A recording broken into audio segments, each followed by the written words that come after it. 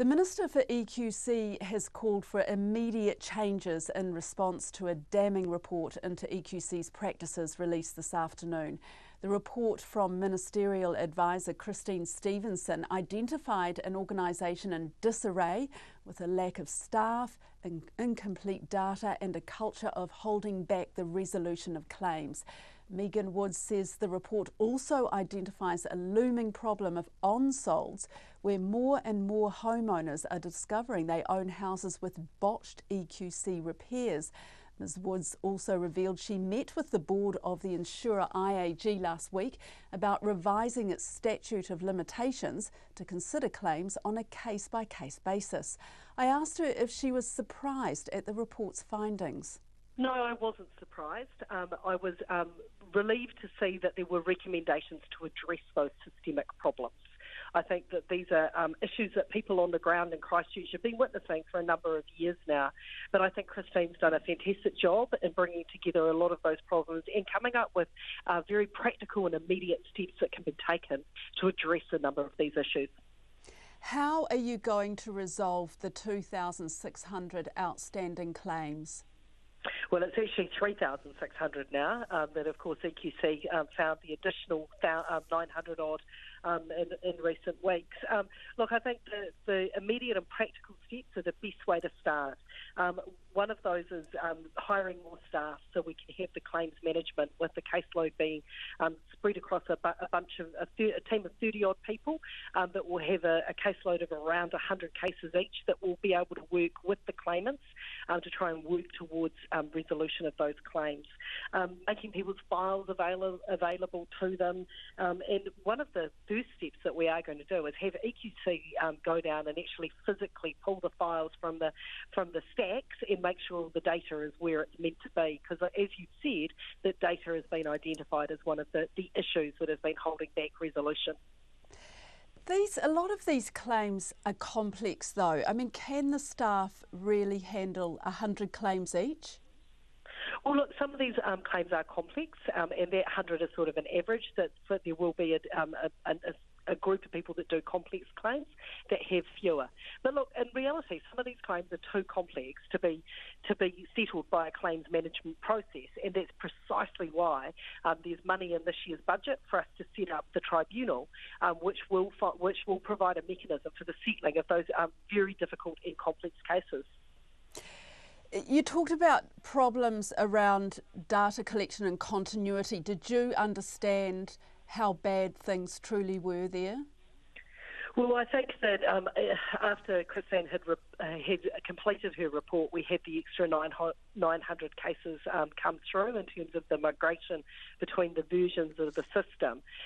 People have long talked about the inability to get the data they require out of EQC. I'd also been hearing in the months since I've become Minister from the private insurers their frustrations in terms of not knowing the numbers that were coming across as overcapped claims. So it wasn't surprising. That gives me no comfort, but I think that data is a key issue that needs to be addressed, and that's why I'm pleased to see the recommendation around needing to have a dedicated team ensuring that there is quality around that data.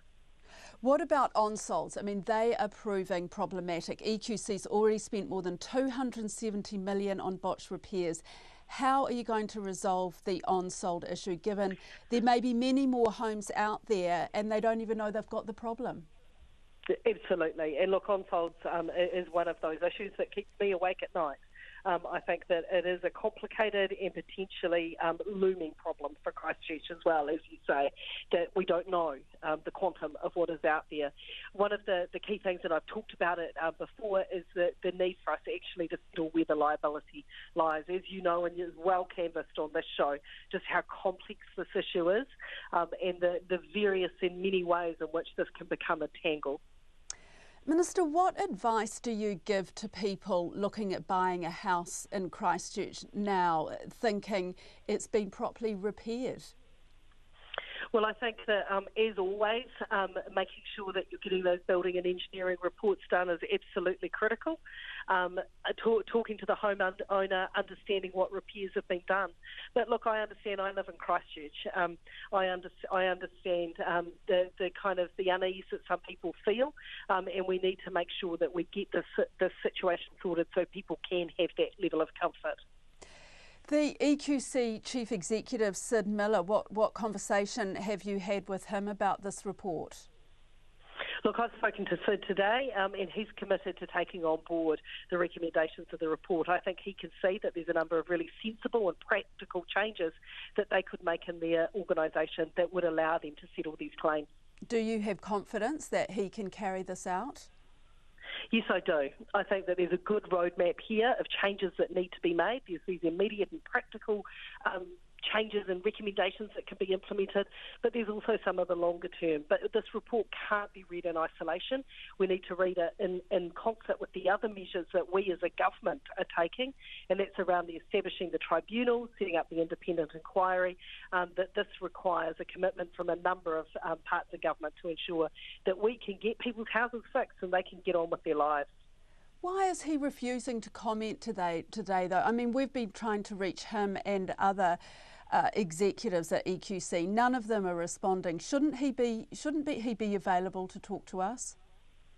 Well, look, this is actually a report that is being released about EQC. Christine Stevenson, who is the author of the report, and myself held a press conference here in Christchurch, and we're available to take questions. This was a day for people to talk about the report and the recommendations that were being made.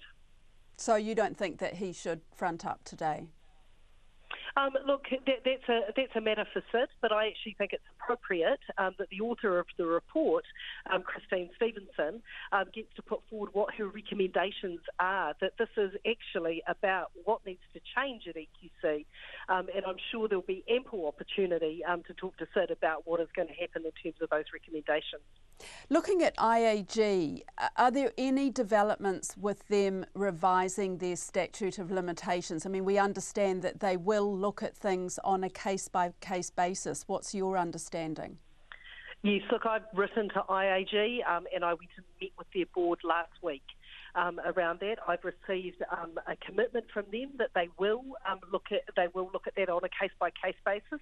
I've also talked to the Residential Advisory Service about making sure that we can get the resources in place for people to be able to make that approach to IAG so that people know exactly what it is that they're asking for. That's the Minister for EQC, Megan Woods, and IAG has confirmed in a statement the deadline for its customers with regard to the Limitations Act is 30th of June 2018, but it is happy to consider individual requests from customers for specific extensions beyond this date.